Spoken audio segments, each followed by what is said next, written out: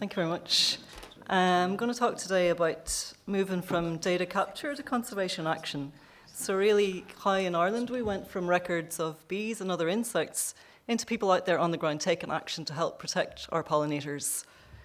This story starts, I think, back in 1884, and that's when the first bee was ever recorded in Ireland. And it happens to be my favourite bumblebee, actually, by chance, which is this one. It's a gorgeous blonde bumblebee called the moss carder bee. So this is the first bee record that we ever had in Ireland, back from 1884. It's recorded right up on the north coast in a place called Portballintrae by someone called W.F. Johnson, who was a country clergyman, actually, and also a headmaster. I'm not sure I'd have liked to have him, to be honest, it's a bit cross. But so he recorded the first ever bee. I should have said, actually, when I showed the picture, bumblebees are not at all aggressive, but this one has a wee bit more attitude than most of them. And it's interesting when you look at what Johnson said about it. He said that when disturbed during haymaking operations, it's well able to take care of itself. And you can see that, following through. So the molecular data would show us that bumblebees about 25 to 40 million years old. This one, the moss carder bee, was described by Linnaeus himself back in 1758. If we use the data from GBIF, and again it shows the value of collating data that we can see the global distribution of these species, it occurs right from Ireland across into Mongolia. And Ireland is quite a stronghold for the species, actually. So it's called the moss carder bee because it nests on the ground and cards together moss or grass to cover the nest. You can see in the photograph there. And it's also it's known as a doorstep forager, which means it doesn't travel very far from its nest to feed. So this one will generally only travel about 100 meters. So it makes it difficult for that bumblebee. So it really only occurs in very flower-rich areas. And I suppose as a consequence of that, it is vulnerable. So it's vulnerable at the European level. So when they did a European red list of bees, this species is vulnerable. So it is under threat at the European level. In Ireland, if we look at the number of bee species recorded by year, so we say right there from 1884 up to the present. And to be honest, we were only able to do this after 2004, because that's when we first collated bee data in Ireland. Up until that point, it was in various locations. A lot of it was in field notebooks. Some of it was in museum specimens. Some of it was published in various journals, but it wasn't all together. So we couldn't ever say, how many species there were in total, how they were changing, that kind of thing. So it was collated in 2004, and I would say in this journey from data capture to conservation action, that data collation is the first essential step. And of course, that's what we're all about here, at GBIF conference by the National Biodiversity Data Centre. So the collation happened in Ireland in 2004, and actually part of an academic project. Tomas and I and Another Life worked on an academic project together, as it happens, and it was on the conservation genetics of Ireland's bees. And the first thing we discovered was we were supposed to look at the conservation genetics of rare species versus common species. And it became really clear that we didn't know what was rare and what was common, to be honest. So that first step was to collate the data and see what the status of everything was. So once you've done that, once you have the data collated, the next step was always to review what it is that you have.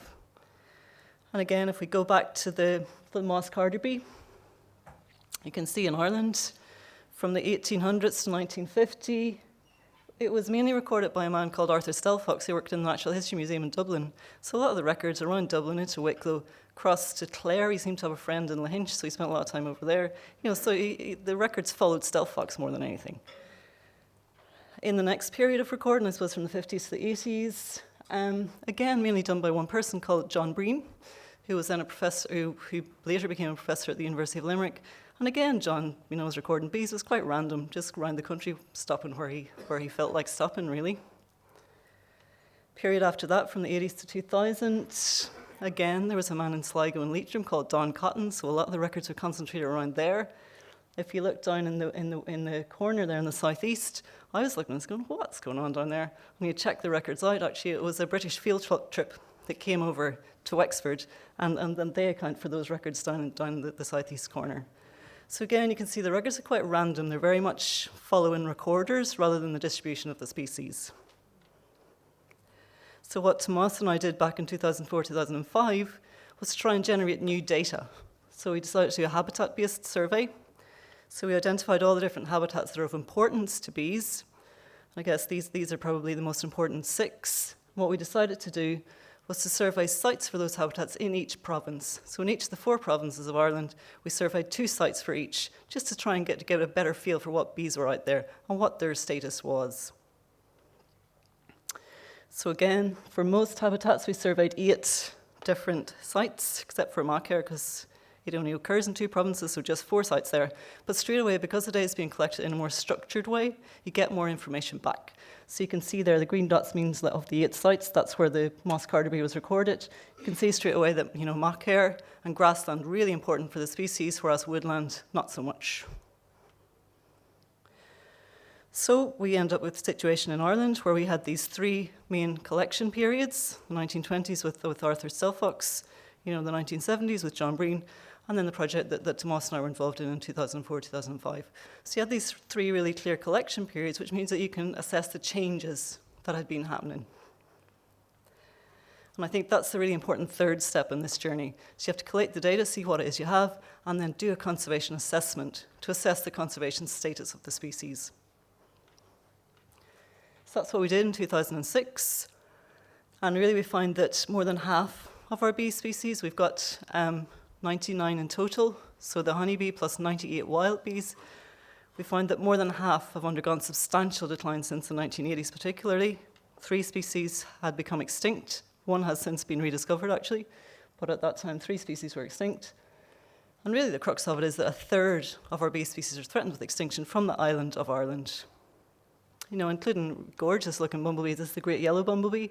So really very, very threatened at the minute, only occurring in a small number of populations, mainly in the Mullet Peninsula.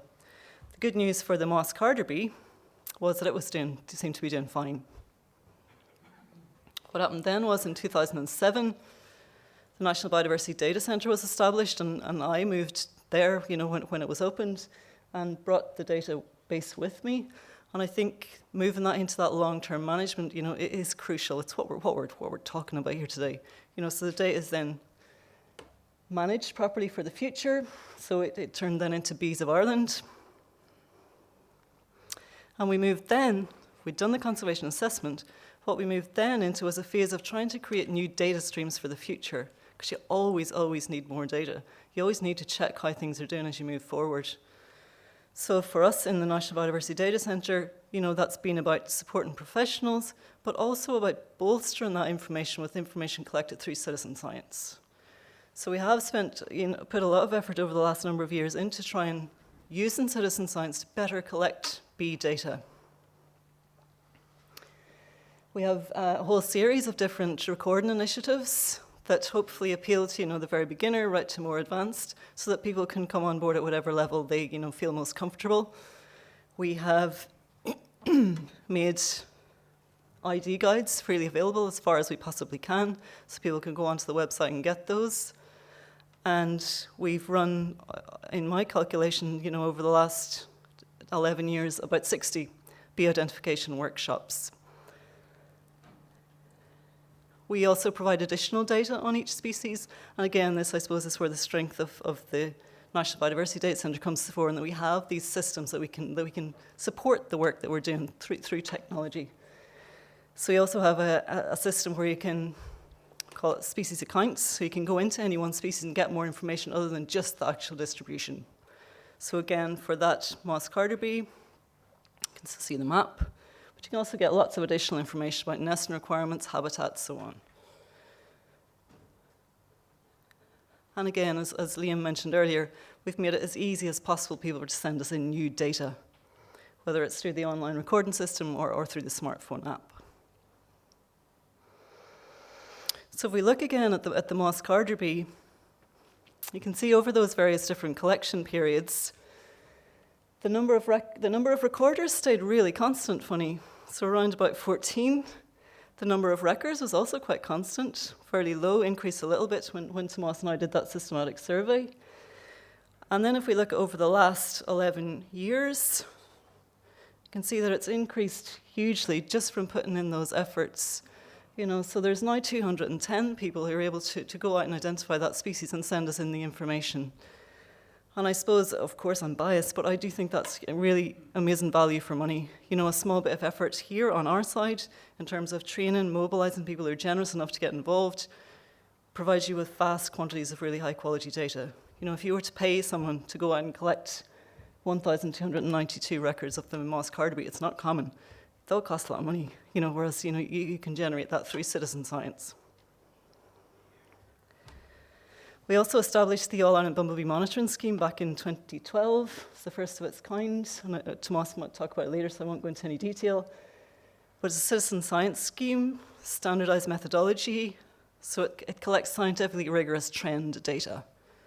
So again, the Moss Carderby, an important one for us, because it's in Ireland, it's vulnerable at the European level. You know, if we look at our casual data, we see that it's increased recently. You might think, oh, brilliant, doing happy as Larry here, everything's good.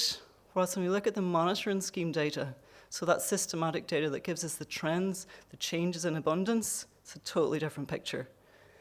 You know, there's a serious decline. So, and I think it makes a really important point that you have to collect the right kind of data. It's not just about collecting data for data's sake. It's about collecting the right kind of data that you need to answer the question that you're trying to answer. So in terms of moving from data capture to conservation action, I think it's that collation, it's the conservation assessments, it's the monitoring, and they all feed back into each other again then obviously. But it shouldn't stop there. And you know, if it does stop there, all we are doing is simply documenting declines or extinction as they happen. And I think that would be a terrible thing to do. So the traditional route, I suppose, to this is that you might identify your conservation priorities, you'd probably review legislation, review your protected site networks and see what you can do to protect these very rare species. And that does happen, along with lots of other actions, but that's mainly to me governmental action that the public is largely unaware of. Not that it's not incredibly important, but sometimes that traditional route isn't enough. So for example, with pollinators, and we're talking about bees, and we all know how important they are as pollinators, we need pollinators right across the landscape. You know we need them if we want to grow pollinator-dependent crops, we want to grow fruit and vegetables, and we also know that we need them to pollinate our wild plants. 78% of Ireland's flora benefit from being pollinated. So we need them everywhere. So they need to be protected everywhere. And that's the new challenge. So the flip side of this, I suppose the positive flip side of this is that because they're pollinators, and because it's bees particularly, and people really connect with bees, they understand why they're important, they provide you with a vehicle that can be used to sell a biodiversity message to a really wide audience. There's not that much of our biodiversity that has that ability. You know, I often say, oh, thank God I'm not working on the All-Ireland Snail Plan, you know, or something. You know, bees have huge power, and I think it would be a wasted opportunity if we didn't use that. So in Ireland, we had Pollinator Decline. Say in the data centre, we've been tracking that. What was happening in Ireland was that in universities, and particularly in Trinity, through Jane Stout, she was researching and identifying the causes. And I suppose we'd been working quite closely together over the years, so that research was feeding into the data and vice versa. But you know, at some point you have to say, well, we're watching this problem happening, we have to do something. So it was about implementing that research and actually taking action.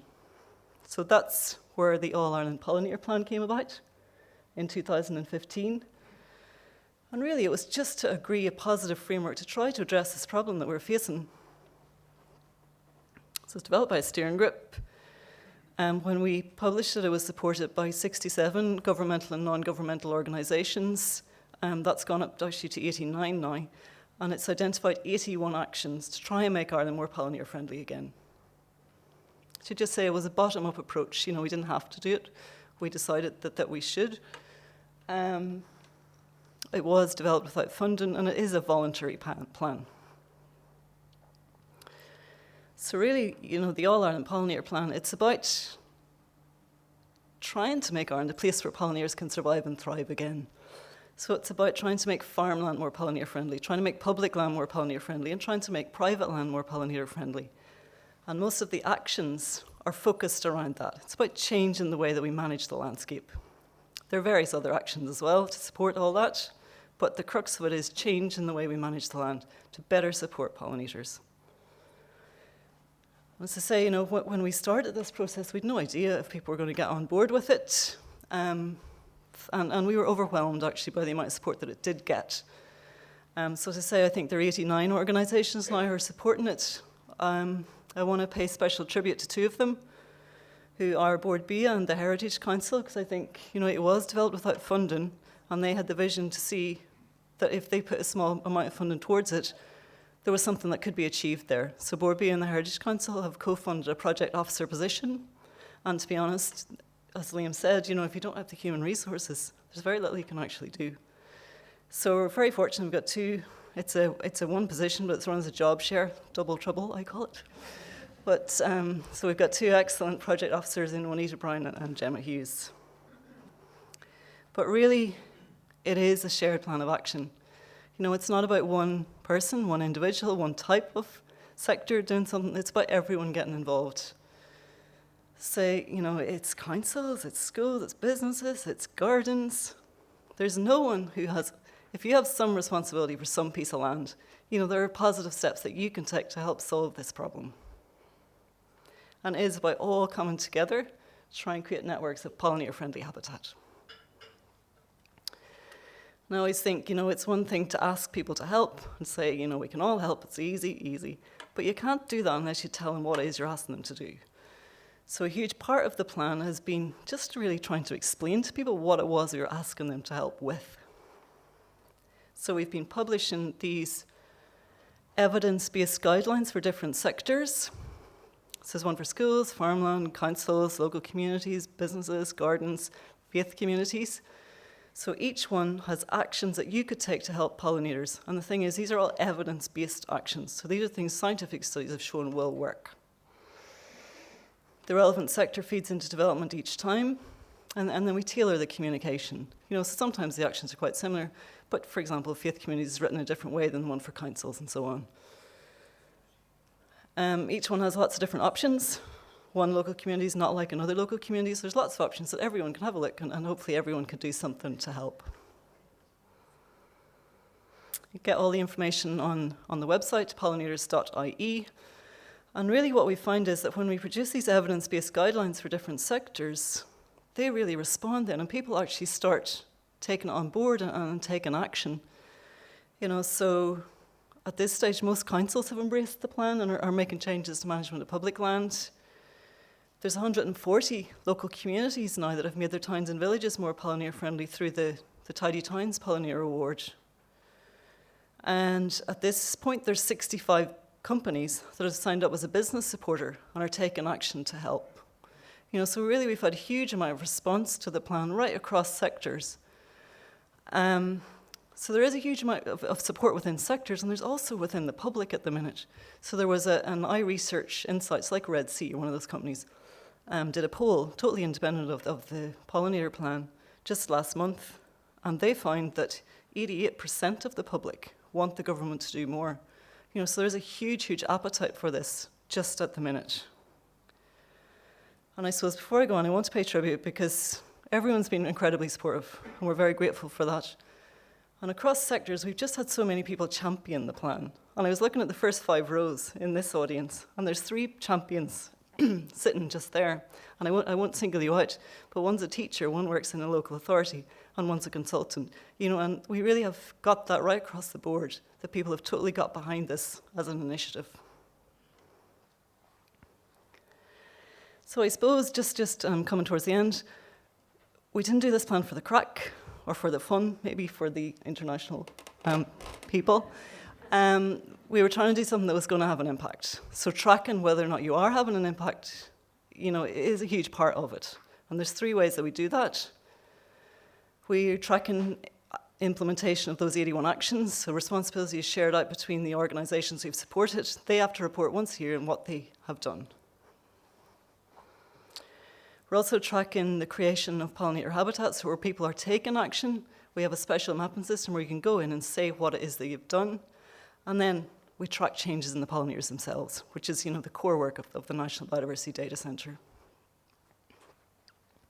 Actually, the positive news on the first one is that of the 81 actions at the end of year 2, 91% of them either completed or in train.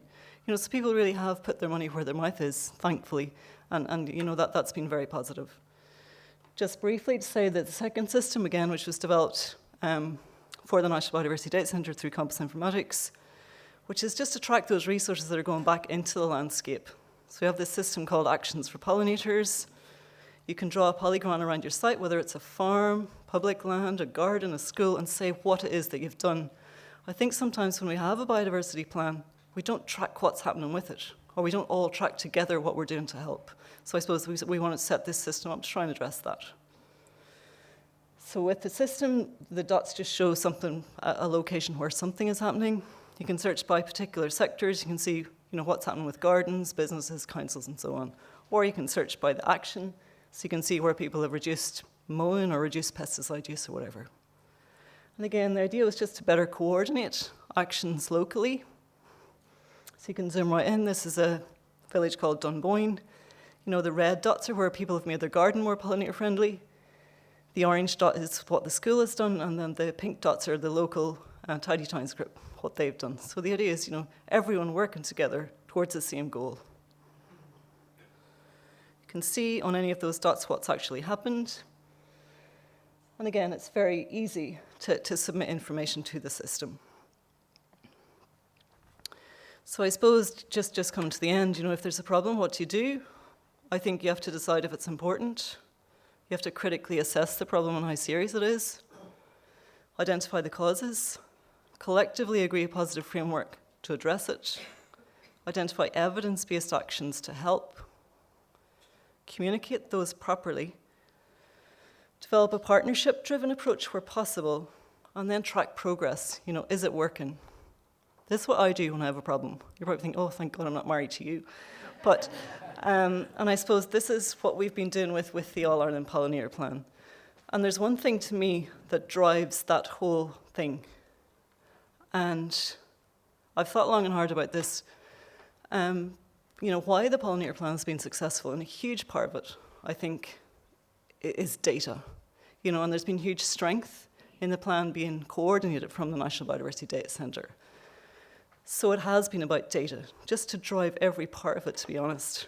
It's data on pollinator distribution, it's data on abundance, conservation status, it's data to inform those evidence-based actions, data on who's helping, where they're helping at, public opinion, and is it working? For me, that has what has driven the whole thing. So I think, data, sometimes people think data is boring, but of course it's not for the conference that's in it.